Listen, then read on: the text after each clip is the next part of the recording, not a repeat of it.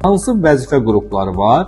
İnzibati rəhbər vəzifələr üzrə AB və AC, inzibati icraçı vəzifələr üzrə BA və BB vəzifə qrupları var. İmtahan necə təşkil olunur? AB və BA sertifikatları əldə etmək istəyən şəxs 4 fəndən imtahan verəcək. Qanunvericilik 40 sual olacaq, 8-i açıq tipli test tapşırığı, məntiq 30 sual olacaq, 6-sı açıq tipli test tapşırığı, Azərbaycan dili və informatika 15 sual olacaq, 3-ü açıq tipli test tapşırığı olacaq. AC və BB sertifikatı əldə etməyən şəxslər, onlar da 4 fəndən imtahan verəcəklər.